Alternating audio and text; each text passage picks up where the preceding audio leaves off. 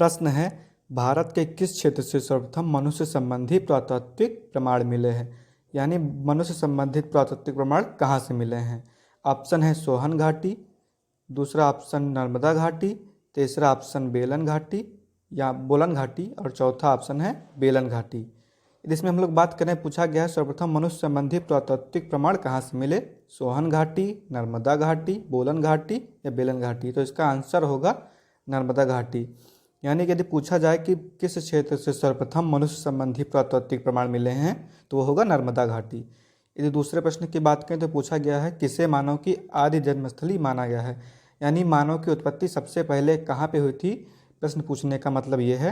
यदि इसके ऑप्शन की बात करें तो एशिया महाद्वीप होगा, दूसरा ऑप्शन यूरोप महाद्वीप, तीसरा अफ्रीका महाद्वीप और चौथा ऑस्ट्रेलिया महाद्वीप। इसमें 4 ऑप्शन दिए गए हैं, एशिया, यूरोप, अफ्रीका और ऑस्ट्रेलिया। तो इनमें हम लोग देखेंगे इसका ऑप्शन 4 ऑप्शन दिए गए हैं जिसमें इसका आंसर अफ्रीका महाद्वीप होगा। यदि पूछा जाए कि आदि जन्मस्थली, मानव की आदि जन्मस्थली किसे कहा गया है तो वो लोग हम लोग कहेंगे अफ्रीका महाद्वीप को, क्योंकि अफ्रीका में ही सर्वप्रथम मनुष्य की उत्पत्ति मानी गई है। यदि आइए देखते हैं तीसरे क्वेश्चन के बारे में।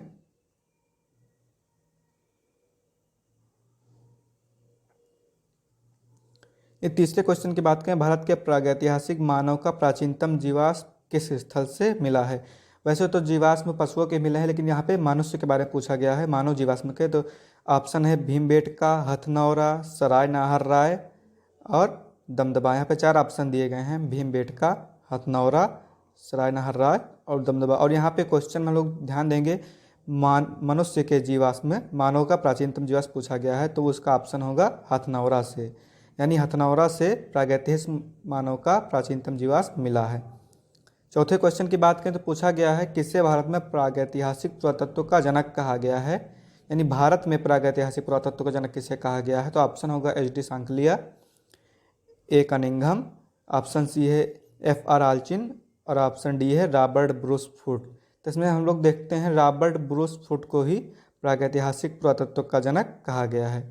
इसमें 4 ऑप्शन दिए गए थे, एच.डी. सांकलिया, कनिंघम, आल्चिन और रॉबर्ट ब्रूस फुट, जिसमें हम लोग रॉबर्ट ब्रूस फुट को माना गया है, प्रागैतिहासिक पुरातत्व का जनक रॉबर्ट ब्रूस फुट को कहा गया है। आइए देखते हैं अगले क्वेश्चन के बारे में, 5वें क्वेश्चन के बारे में।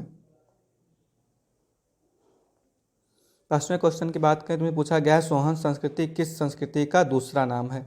पूरा पाषाण संस्कृति या मध्य पाषाण संस्कृति, नव पाषाण संस्कृति या फिर ताम्र पाषाण संस्कृति। इसमें हम लोग सोहन संस्कृति को दूसरे नाम के बारे में पूछा गया, सोहन संस्कृति किस संस्कृति का दूसरा नाम है? ऑप्शन में पूरा पाषाण संस्कृति, मध्य पाषाण संस्कृति, नव पाषाण संस्कृति, ताम्र पाषाण संस्कृति। तो इसका आंसर होगा पूरा पाषाण संस्कृति। यानी पूरा पाषाण संस्कृति को ही सोहन संस्कृति भी कहा जाता है। यदि पूछा जाए सोहन संस्कृति का दूसरा नाम क्या है तो वो होगा पूरा पाषाण संस्कृति। आइए अब देखते हैं अगले क्वेश्चन के बारे में। इसमें पूछा गया है पशुपालन का प्राचीनतम साक्ष्य कहाँ से प्राप्त हुआ है? यानी पशुपालन का सबसे पहले पशुपालन कहाँ से शुरू हुआ, उसका साक्ष्य कहाँ पे प्राप्त हुआ है? ऑप्शन सराय नाहर राय, कोल्डिहिवा, बागौर और कालीबंगा। यदि पूछा जाए पशुपालन का प्राचीनतम साक्ष्य कहाँ से प्राप्त हुआ है और ऑप्शन दिया गया है सराय नाहर राय, कोल्डिहिवा से या बागौर से या कालीबंगा से, तो उसका आंसर होगा बागौर से। यानी बागौर से पशुपालन का प्राचीनतम साक्ष्य प्राप्त हुआ है।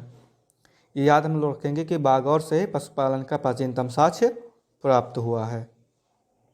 आइए देखते हैं अगले क्वेश्चन के बारे में, इसमें क्या पूछा गया है। इसमें पूछा गया है किस नवपाषाणकालीन पुरास्थल से गर्त आवास के प्रमाण मिलते हैं? गर्त आवास यानी ऐसा स्थल जहाँ पे लोग गड्ढे बनाकर उसमें निवास करते हैं, उसे गर्त आवास कहा गया है। क्वेश्चन पूछा गया है किस नवपाषाणकालीन पुरास्थल से गर्त आवास के प्रमाण मिलते हैं? तो ऑप्शन है मारतंड, डाउजली हेडिंग, बुर्जहोम और चिरांद। इसमें 4 ऑप्शन दिए गए हैं, मारतंड, हेडिंग, बुर्जहोम और चिरांद। यानी किस नवपाषाणकालीन स्थल से गर्त आवास यानी कहाँ पे गड्ढे के घर के प्रमाण मिल रहे हैं तो वो होगा बुर्जहोम। बुर्जहोम में नवपाषाणकालीन स्थल से यानी जो बुर्जहोम स्थल था वहाँ से गर्त आवास के प्रमाण मिलते हैं। ये बहुत ही इंपॉर्टेंट क्वेश्चन है, कई बार पूछा गया है कि गर्त आवास के प्रमाण कहाँ से मिलते हैं, तो वो ऑप्शन बुर्जहोम होगा। अगले क्वेश्चन पूछा गया है भारतीय उपमहाद्वीप में कृषि का प्राचीनतम साक्ष्य कहाँ से प्राप्त हुआ है?